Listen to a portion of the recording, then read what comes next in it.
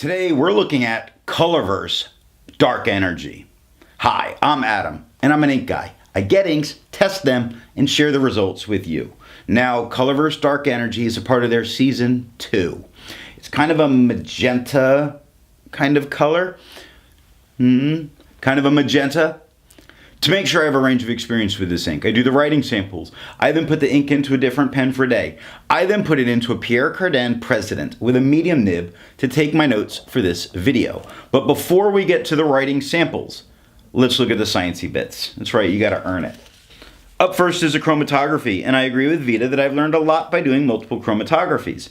The one on the left is done the way it's supposed to be done, and what we see is it's a very kind of light red that pushes its way up and becomes that kind of magenta. Now, I keep calling it magenta, and I believe it's marketed as a brown ink, but I don't really know that I saw much brown about it. The one on the right is done wrong. I let it dry for 10 minutes, and then I dunk it into water for 10 to 15 seconds. The only difference we're seeing is we see a darker magenta line on the bottom. It pushes up and we don't see as much of that dark magenta at the top. So it still has at the top, but a bunch of it gets left. It makes me feel like there might be the slightest bit of hold on. Resistance tests are done to see how this ink can be expected to perform on the page, and more importantly, how hard it might be to clean from your pens. I let the smear dry for 3 days before testing it. Looking at the highlighter, it seems to hold out perfectly good against a highlighter, making me feel as a note taker I could safely use this ink. I put a drop of water down for 30 seconds and immediately then dab it up. We see a lot of this ink reactivates and pulls up off the page. An awful lot of it, which is good for cleaning your pens. I put the pen flush down, which ran over a little bit, but that's okay. It reactivated a bunch and pulled it up. Interestingly, it did not pull up more ink than the water did, which leads me saying water is likely all that I need when I don't see a tremendous difference in what gets pulled up. But I do think that if water wasn't enough, then you might resort to flush. Now, bleach is completely removing it, but has not completely removed it. This is the part that makes me say perhaps the pen flush is what you would have to resort to cleaning this from your pens. But regardless, start with water first. For the inks I've tested, I have found an average viscosity of 2.5, with the realm of normal being from 2.1 to 2.9. Colorverse Dark Energy has a viscosity of 2.59, which makes its viscosity very normal, almost average. To get my dry times, I average the extra fine and medium nib writing samples on Clairefontaine, Tomoe River, and Rhodia paper. For the inks I've tested, I've found an average dry time of 17 seconds, with the realm of normal being from 13 to 21 seconds. Colorverse Dark Energy has an average dry time of 16 seconds, making it very normal, almost even average, slightly faster than average. Now, let's look at the writing sample. You earned it.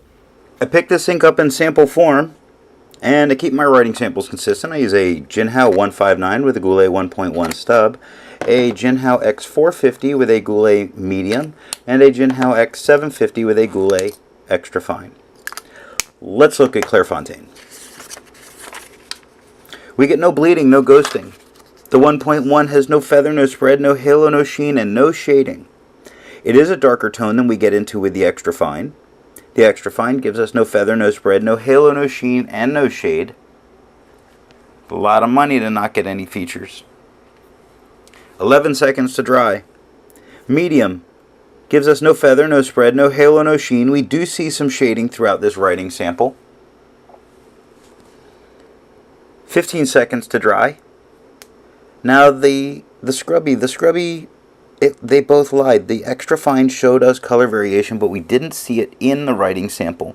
And the medium didn't show us color variation, and we did see it in the writing sample. So this does happen where this particular test doesn't give us what we're after. Doesn't mean it's bad. On the majority, it does pretty good. Here, it lied. Both of them. Smear test, I believe you could recover this. Tomoe River, no bleeding, we get ghosting because it's Tomoe River. The 1.1 has no feather, no spread, no halo, no sheen, and no shade. It's a definitely darker tone than we get with the extra fine. The extra fine has no feather, spread, halo, sheen, or shade, 16 seconds to dry. Definitely a lighter tone than we get with the medium. The medium has no feather, spread, halo, sheen, or shade, and it took 24 seconds to dry. Now the scrubby shows us on both of them that we are not going to get any kind of color variation, and we didn't get it. The smear test says we can't recover it, and we almost never get to recover what's on Tomoe River if we were to smear it. Rhodia paper gives us no bleeding, no ghosting. The 1.1 gives no feather, no spread, no halo, no sheen, no shade. The extra fine, definitely lighter. So it's a lighter tone. No feather, no spread, no halo, no sheen, and no shade. 13 seconds to dry. The medium has no feather, spread, halo, sheen, or shade. Takes 16 seconds to dry. Now,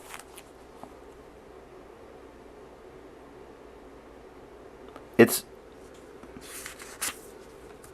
I just always like to compare, because that writing sample is is days or months old by the time I can film something,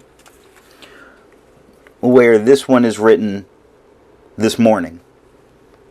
It's written, 5:30 in the morning, 5 to 5:30, and this is filmed 5 to 5:30. So it lets me see any kind of changes that can happen. It looks darker here, but the Pier Cardin pen, I think, is a little wetter in general. That nib feels a little softer. So I feel like it always puts a little more ink down. Very nice color. Very nice color. I just want to see the color difference that we get on that wetter medium. The scrubby shows us that we're not getting color variation. We really don't get a lot of color variation with this ink. The smear shows us that we could probably recover this if we tried to recover it. So I looked at Life Notebook. It's a nice toned paper. It's also a very well performing paper. It's one of my favorites. It almost never is going to have a problem with this. It is a laid paper. No, not yeah. Trying to see if we can show you the texture. It's a laid paper. That the most interesting thing is it's not like the Crown Mill where you see and feel that texture of the paper a lot. Not so much here, which is great. A little more light perhaps. The 1.1 has no feather, no spread, no halo, no sheen, and we do get little bits of shading. Some nice little bits of shading. The extra fine gives us no feather, no spread, no halo, no sheen, and nice little bits of shading. 11 seconds to dry. The medium gives us no feather, no spread, no halo, no sheen, no real shading to show.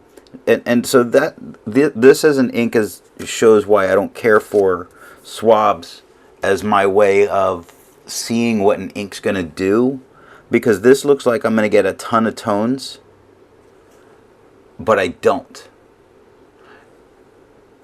And I had learned over a bit that this didn't mean a lot to me other than seeing a basis of a color.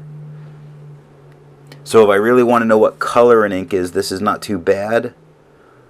The color's in there somewhere. That's why I do all these writing samples, because it's much more reliable for me to see writing samples and get it. Yeah, the medium, it's a definite, it's a darker tone. It's a nice darker tone. No feather, no spread, no halo, sheen, or shade. 17 seconds to dry. So looking at the scrubby, the extra fine shows us color variation, and we got that in the writing. The medium shows us no color variation, and we didn't get it in the writing. The smear test says we could likely recover it, and I'll believe that. So I tried Levenger paper, one of my favorite out there. Their paper feels great as a hardbound notebook, because I'm not a big fan of the hardbound notebooks. I really enjoy this Levenger paper, and it always performs so well. My biggest problem is how tiny these lines are. I can't use it for real note taking. I got it to use it And then I wound up cutting it up for this because their lines are so small. And look at my writing.